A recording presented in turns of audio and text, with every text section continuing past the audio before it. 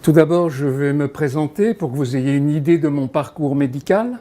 J'ai 71 ans cette année, 42 ans de pratique de la médecine. Formé à la faculté de médecine de Paris, je me suis installé comme médecin généraliste dans un quartier très populaire de Paris. Et les circonstances de la vie ont fait que j'ai rencontré, au tout début de mon installation et de ma pratique médicale, deux médecins qui ont joué un rôle capital dans ma vie.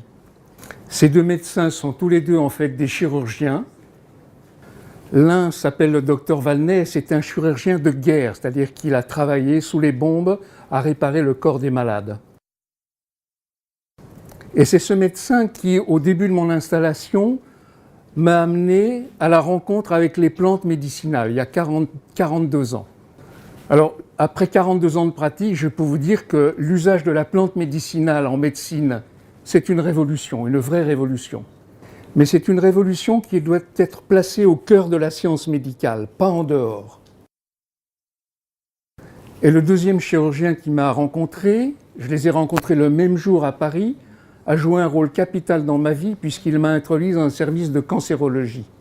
Et j'ai pratiqué de la cancérologie avec les plantes médicinales dans un service parisien pendant 7 années. Je sais que beaucoup d'entre vous sont des médecins généralistes qui voient tous les jours des patients. Et vous savez combien nous sommes confrontés à de nombreuses difficultés, les récidives des maladies, les échappements au traitement, les effets secondaires. Et vous savez que tout le monde s'accorde à reconnaître qu'il y a une grande crise de la médecine à l'échelle mondiale.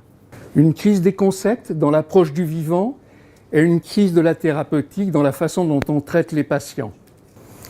Donc je voudrais faire une réflexion avec vous pour vous montrer quel est le chemin qui m'a amené à concevoir une médecine personnalisée, une vraie médecine personnalisée. Vous savez que dans la suite des travaux de Pasteur et de l'évolution de la recherche scientifique, toute la médecine s'est engagée dans la voie de l'analyse, toute.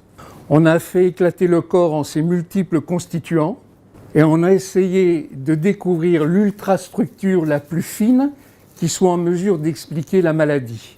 Cette approche analytique du vivant a donné des résultats. Elle a montré qu'en pathologie infectieuse, il y avait des germes. Lorsqu'il y avait des troubles métaboliques, il pouvait y avoir des anomalies enzymatiques. Lorsqu'il y a des maladies héréditaires, il y avait des phénomènes génétiques qui étaient impliqués. Tout le problème, c'est qu'on est parti dans une telle voie d'analyse qu'on n'est plus capable de faire la synthèse. À tel point que lorsqu'on a découvert les mécanismes génétiques, on s'est dit on va trouver la cause de toutes les maladies. Et puis la réalité est beaucoup plus complexe. On est arrivé à la génomique fonctionnelle, et puis maintenant on bute sur les limites de la réflexion analytique, on essaye de trouver un système intégratif. Pour faire l'intégration, il faut bien sûr d'abord faire l'analyse. Mais l'analyse du symptôme ou l'analyse du trouble doit être replacée dans la réactivité de l'organisme. C'est-à-dire qu'on ne peut plus considérer la maladie ou l'organe malade en tant que tel, mais on doit le replacer dans ses liens avec les autres organes, les autres fonctions. Donc il va falloir trouver un système conceptuel qui va permettre de faire la synthèse des divers éléments. Cette voie de l'analyse, dans l'approche du vivant, elle a conduit à une thérapeutique extrêmement ponctuelle. On a cru qu'on pouvait donner à tout le monde le même traitement parce qu'on croyait que la maladie relevait toujours de la même cause.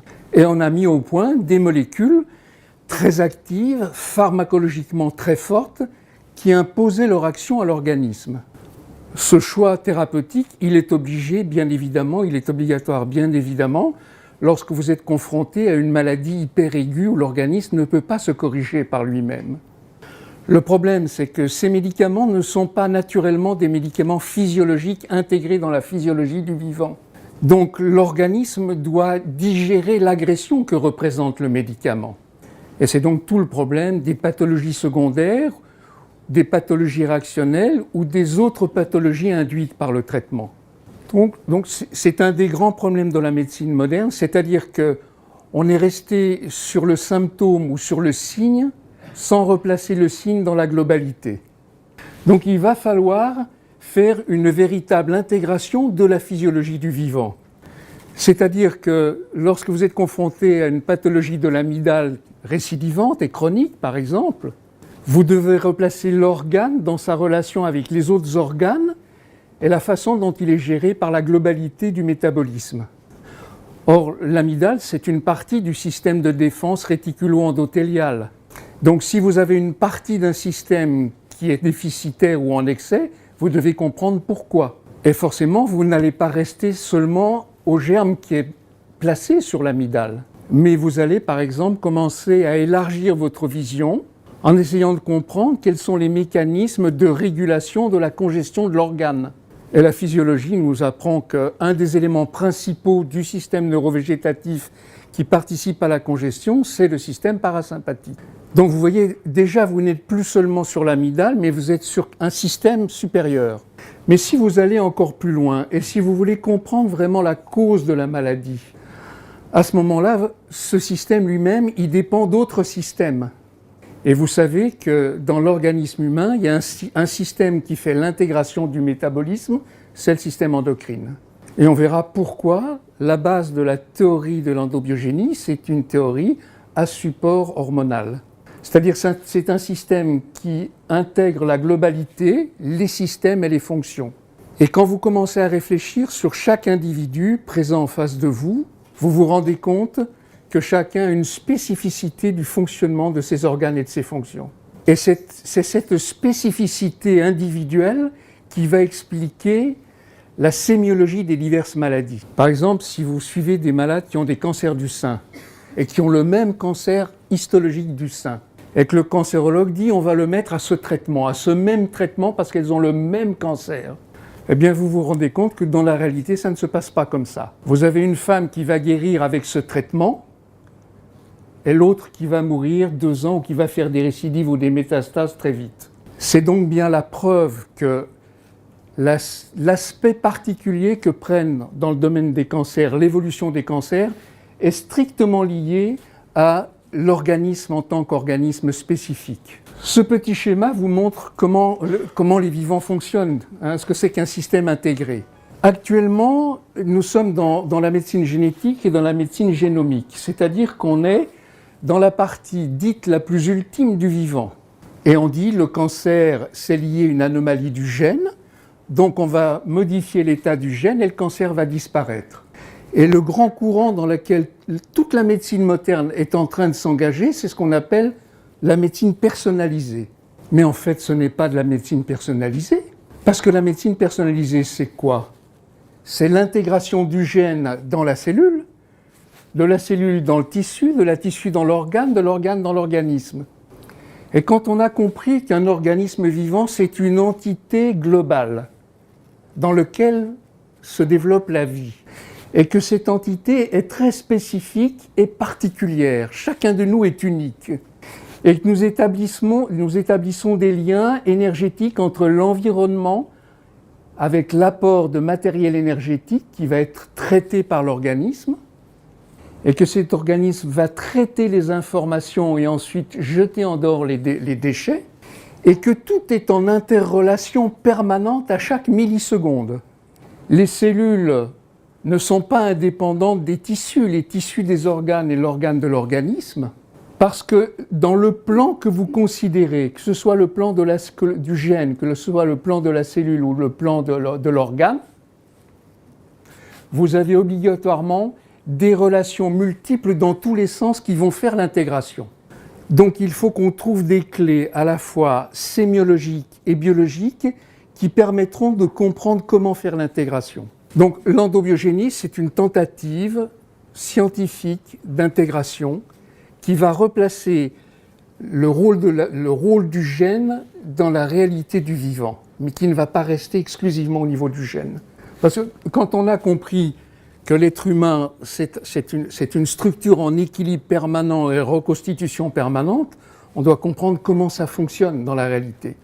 Comment on est capable de maintenir en l'état fonctionnel la structure, comment elle peut continuer à fonctionner, et comment cette structure va réagir dans l'adaptation, quel que soit l'agent auquel elle doit s'adapter.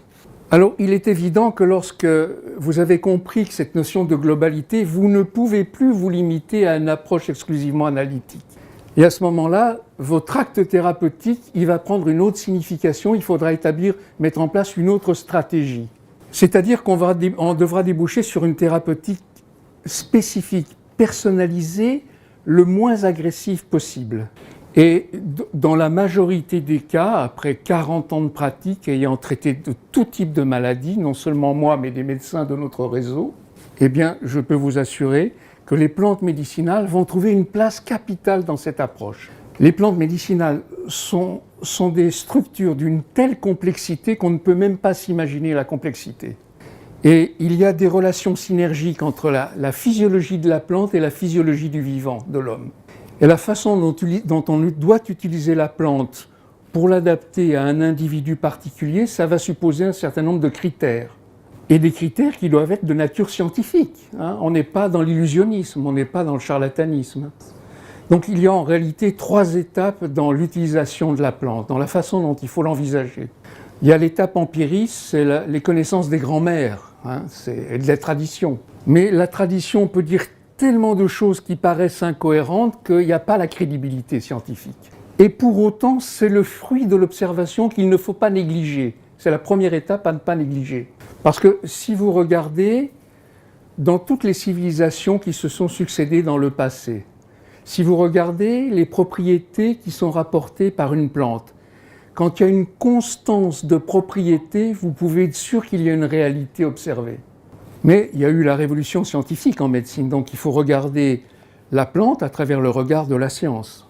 Et ça, c'est tout le travail de la pharmacognosie et de la pharmacologie des plantes, l'étude de l'activité thérapeutique des plantes. Mais très curieusement, la médecine a rejeté tout ça. Moi, pendant mes études de médecine, il y a maintenant 50 ans, ça fait très loin, on ne parlait pas une seule fois du mot plante.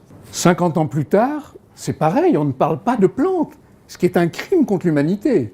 Et donc, on assiste au paradoxe que la médecine a mis au point des médicaments très puissants, très dangereux, et qui ne guérissent pas les malades, ou qui en guérissent peu, et dans le même temps, on a rejeté complètement l'usage des plantes médicinales, qui est le fondement de toute thérapeutique depuis toujours.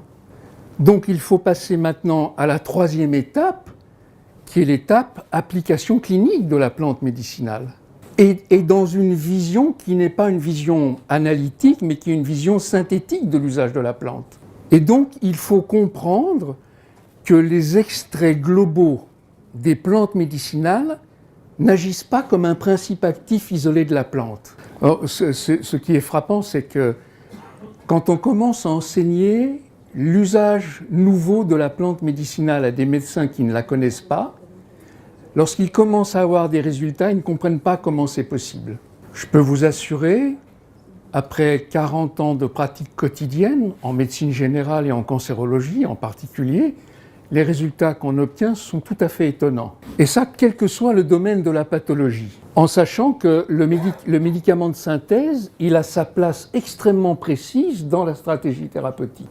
Il n'est pas exclu du système, mais il a une place beaucoup plus restreinte. Et dans le quotidien d'un médecin généraliste comme de médecins spécialistes, disons que dans 90% des cas, vous n'avez pas besoin du remède chimique. Ça, c'est confirmé par des médecins étrangers, que ce soit aux États-Unis, que ce soit en Tunisie, que ce soit au Mexique, que ce soit en France, que ce soit en Belgique, des médecins qui utilisent cette approche de la plante depuis longtemps, tous le confirment.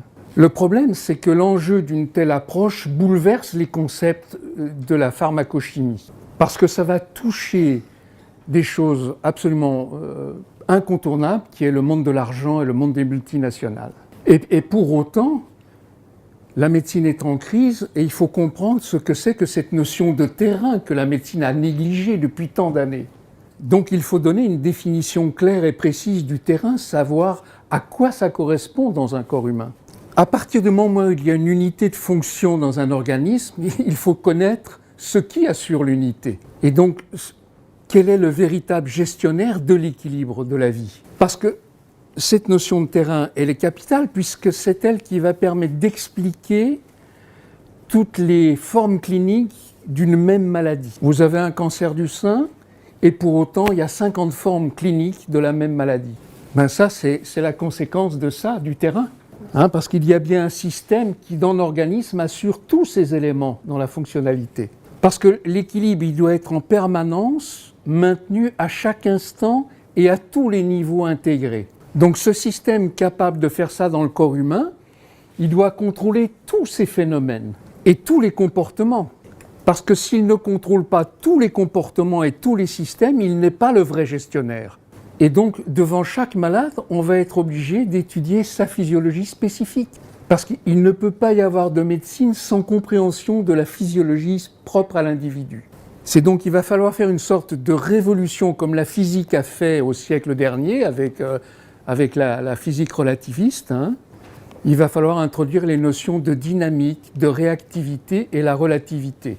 Et cette notion de relativité, elle est très importante. Ça veut dire quoi la relativité? Ça veut dire qu'un signe ne prend sa véritable signification que rapportée à un autre signe. Ce qui veut dire que tout signe a une signification, quelle que soit l'apparence du signe.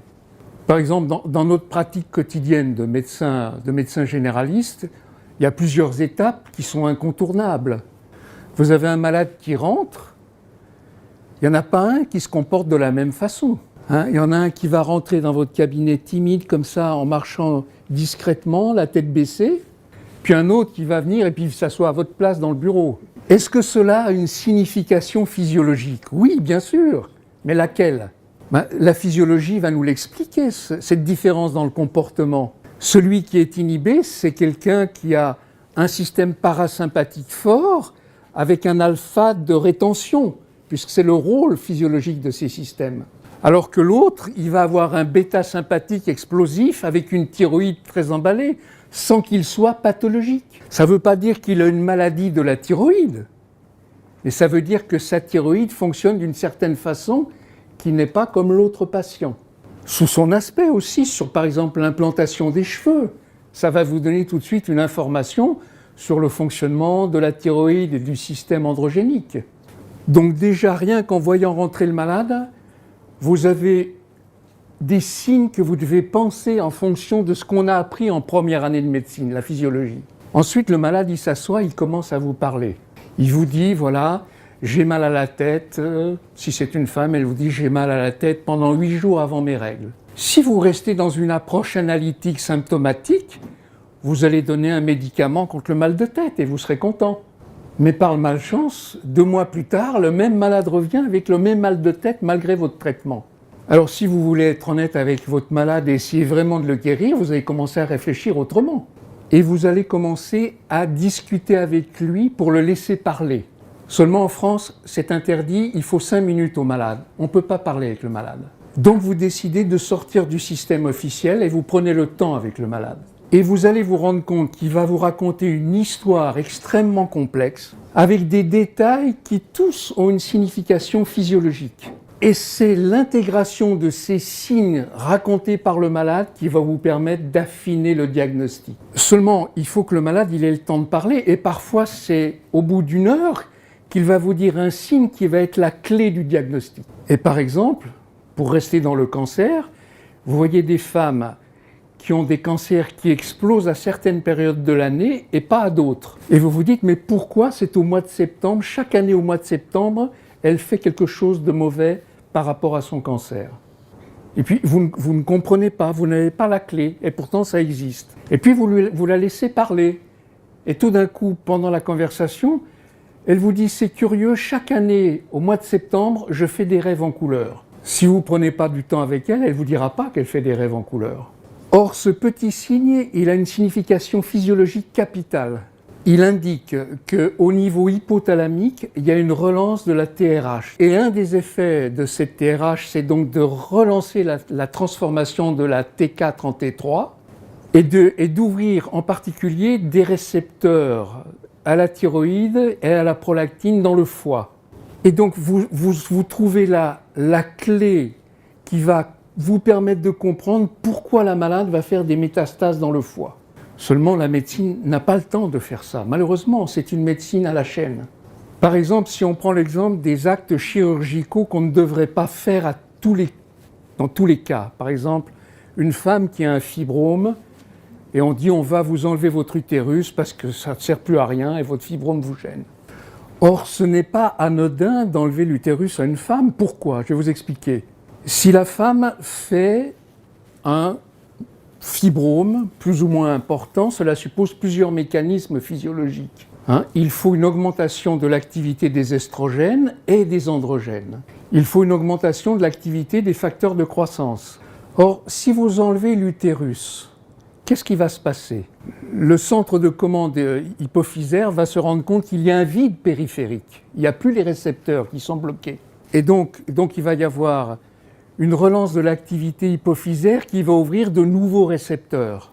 Et avec mon confrère Durafour, quand on a travaillé en cancérologie, on a regardé les résultats statistiques du service. On s'est rendu compte que les femmes auxquelles on avait enlevé l'utérus, que la raison soit justifiée ou non, ce n'est pas le problème. Eh bien, on s'est rendu compte que les femmes auxquelles on avait enlevé l'utérus avaient 7 fois plus de chances de faire un cancer du sein gauche que du sein droit. Et de la même façon, on s'est rendu compte que cela augmentait le risque de faire un cancer du côlon droit. Pour la raison suivante, c'est que c'est dans le côlon droit que se fait l'absorption des protéines et que ce métabolisme de réabsorption des protéines implique le rôle de la FSH. Or, quand vous avez enlevé l'utérus, vous augmentez le turnover de la FSH par rapport à la périphérie. Le problème, c'est qu'il faut 5 à 7 ans pour que cet effet se manifeste. Et donc, les résultats statistiques, ils sortent des années après que la maladie a été induite par les médecins sans qu'ils le sachent. Donc, si vous voulez, l'usage du médicament de synthèse ou l'usage de la chirurgie dans certains cas doit être toujours repensé sur le long terme et pas sur le court terme. Et que beaucoup de maladies qu'on appelle des maladies de civilisation, les cancers, les pathologies auto-immunes et tout ça, sont induites par des traitements de synthèse que nous avons mal utilisés.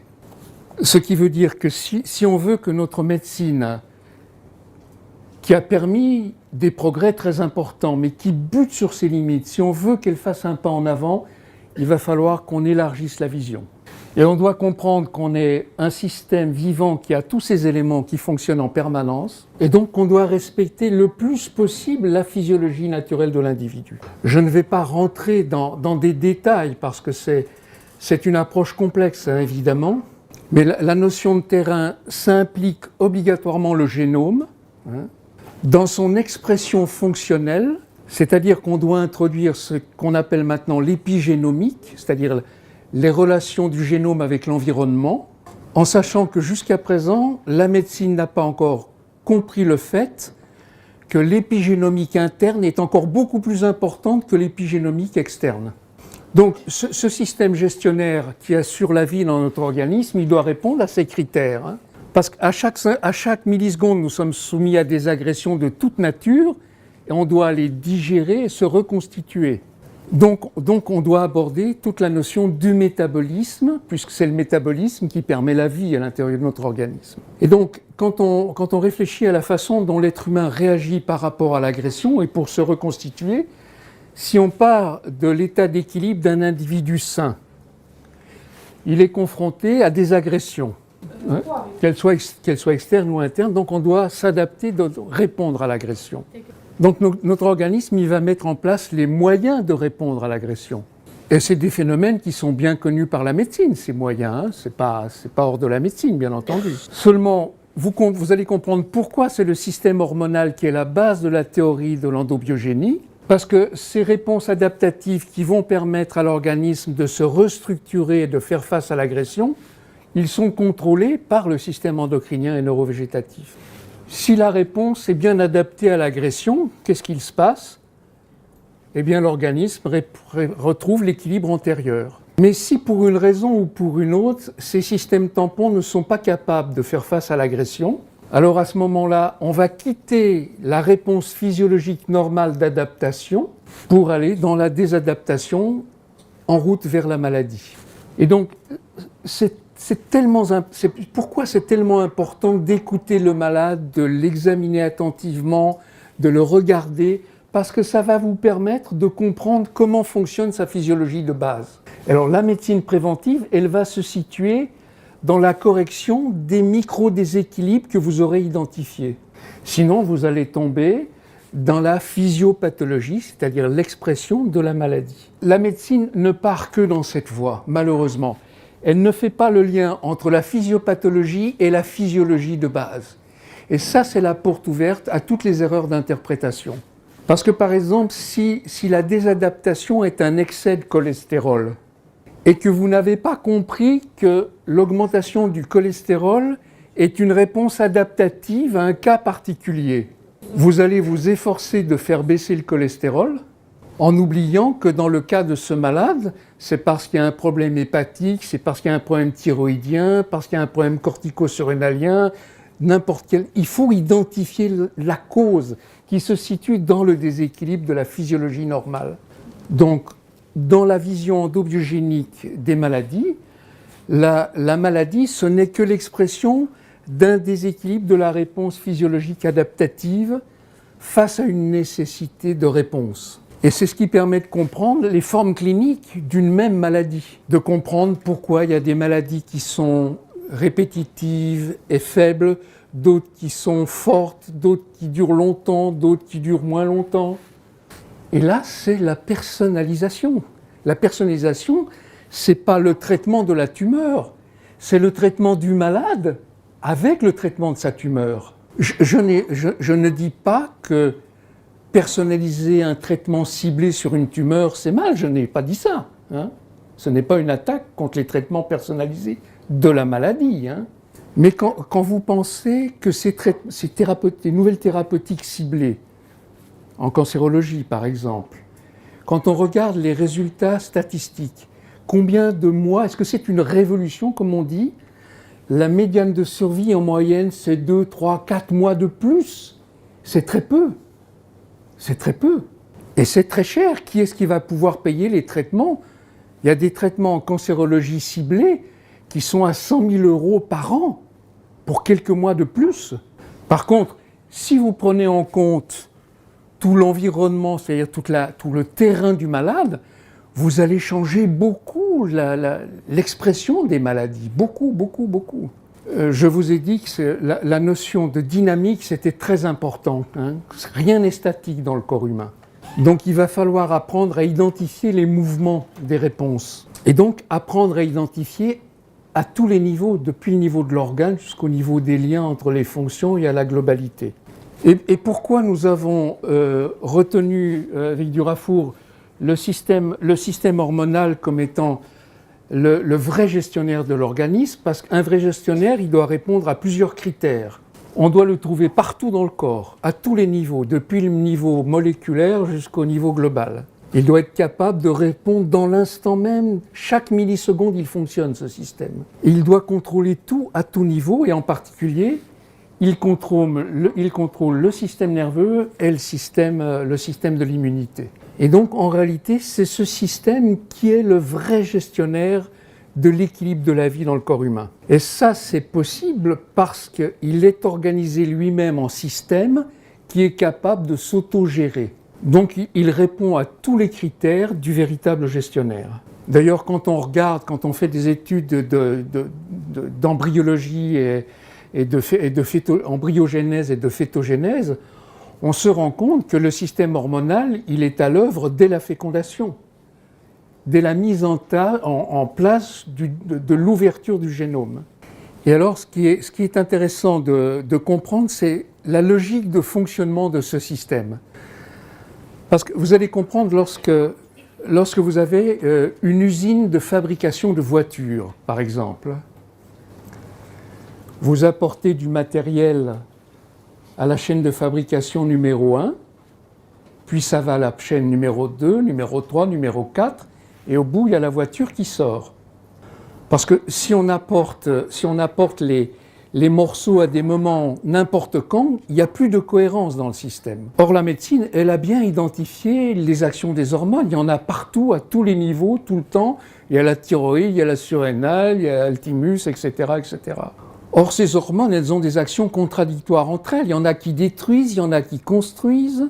Alors, comment concevoir que cette usine qu'est le corps humain, elle va fonctionner selon un ordre extrêmement précis et rigoureux? Eh bien, la théorie de l'endobiogénie propose des règles extrêmement précises de fonctionnement de ce système. Les 4 axes hormonaux sont parfaitement connus par la médecine, je vais vous les mettre. Et ce sont des axes qui vont assurer à la fois la destruction et la reconstruction après l'agression. Si alors, les ordres viennent du système central qui vont cibler à la périphérie les hormones qui vont être libérées dans le sang et qui vont aller partout et faire leurs actions. Bon, comment est-ce qu'on peut faire l'intégration de la biologie? On part de ce qui est dans le sang circulant. Globules rouges, globules blancs, par exemple. Et donc, on regarde ce que la physiologie scientifique nous apprend sur les globules rouges et les globules blancs. Et dans tous les livres de physiologie, on sait que les globules rouges sont sous la dépendance des androgènes et les globules blancs sous la dépendance des estrogènes. Donc, si vous faites une division, un ratio entre les globules rouges et les globules blancs, ça va vous donner une idée de la façon dont, en amont, les androgènes fonctionnent par rapport aux estrogènes. Donc, par ce premier algorithme, vous définissez une fonction et vous faites d'autres fonctions à partir des éléments qui sont dans le sang circulant basés sur la physiologie moderne. Et alors, vous allez avoir apparaître une foule de nouveaux chiffres qui ont une signification qu'il va falloir comprendre. Et ça, c'est la biologie des fonctions. C'est-à-dire, vous partez de ce qui est dans le sang circulant, mais vous regardez en amont.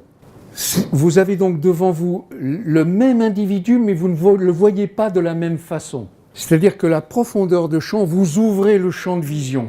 Et vous ne voyez plus la même réalité. C'est la même réalité, mais elle est beaucoup plus profonde, elle est beaucoup plus subtile. Donc, elle vous dresse un grand tableau spécifique de l'individu. Et à ce moment-là, vous allez faire de la vraie médecine préventive. La prévention, c'est pas traiter le malade quand la maladie apparaît, au début de la maladie, mais c'est bien en amont. Peut-être grossir un petit peu. Et alors vous voyez ici, à partir d'une prise de sang très simple, on obtient une foule d'index qui vont vous montrer comment fonctionnent les axes et vous verrez qu'il n'y a pas un malade qui se ressemble. Pas un. C'est impossible. Et là, vous voyez, par exemple, c'est une malade qui a un cancer du sein. Elle a attrapé le cancer. Elle a déclenché un cancer du sein à 82 ans et elle est morte à 88 ans. Vous voyez tout de suite qu'elle est en hypercatabolisme, donc en phase très avancée, avec un cortisol d'adaptation qui va bloquer l'immunité. Vous voyez que sa sérotonine périphérique est extrêmement élevée, ce qui veut dire qu'elle est dans une dépression ultime. Vous voyez que l'activité permissive de sa surrénale est effondrée. Vous voyez que, bien qu'elle ait 88 ans à cette époque-là de sa vie, elle a 88 ans, elle a des estrogènes extrêmement actifs. Or, l'un des rôles capitaux des estrogènes, c'est de stimuler la duplication de l'ADN. Donc, vous voyez qu'elle est en pleine explosion de sa maladie, qu'elle nourrit sa maladie par ses estrogènes, que sa thyroïde fonctionne 3 fois plus que la normale, c'est-à-dire que l'accélérateur est au plancher, que son activité immunitaire de type interleukine est effondrée, vraiment il n'y a plus d'immunité. Vous voyez que les facteurs de croissance intracellulaires sont extrêmement actifs, que les antifacteurs de croissance sont effondrés, que l'insuline est 3 fois au-dessus de la norme, donc elle fait rentrer le sucre dans les cellules cancéreuses, et qu'elle n'a plus aucune résistance à l'insuline. Donc même si vous ne connaissez pas la personne, vous pouvez être sûr qu'elle est à quelques jours de sa mort. Le problème, c'est que les cancérologues ne connaissent pas le système. Moi, je suis à Paris, je travaille depuis 40 ans à Paris, j'ai des relations avec l'Institut Gustave Roussy, Villejuif, les grands centres de cancérologie. Mais quand on leur envoie des feuilles comme ça, ils ne les regardent même pas parce qu'ils ne connaissent pas, ils ne veulent pas connaître. C'est dramatique pour les malades. Or, c'est une simple prise de sang, c'est pas autre chose qu'un examen de sang, classique, au départ. Et on pourrait très bien faire dans les hôpitaux en Lituanie, sur 2 séries de malades, cancer du sein et femmes normales, et on verrait tout de suite tous les déséquilibres qui sont derrière la maladie du cancer. Donc nous sommes ouverts à toute collaboration, c'est pour ça que nous avons décidé il y a 20 ans d'expliquer aux médecins l'importance d'une vision globale endobiogénique. Il est évident que c'est une formation qui prend un peu de temps. Je pense qu'on pourrait la synthétiser sur une année de formation. Parce qu'il faut repenser tous les domaines de la médecine à travers la vision synthétique. Mais ça n'enlève rien à la vision analytique. Ce n'est pas un combat contre la vision analytique du tout. Alors après, il est évident que pour traiter tous ces déséquilibres, La plante médicinale va jouer un rôle capital. Mais ça, il faudrait une journée entière de conférences pour vous expliquer. Voilà, mais on a une équipe d'enseignants, on pourrait venir tous les 2 mois faire des séminaires de quelques jours réguliers pendant 1 an jusqu'à ce que les médecins lituaniens soient formés. Voilà, donc je vais clore mon intervention. Je vous remercie de votre écoute qui a été très très attentive et je suis content d'être parmi vous cet après-midi. Merci.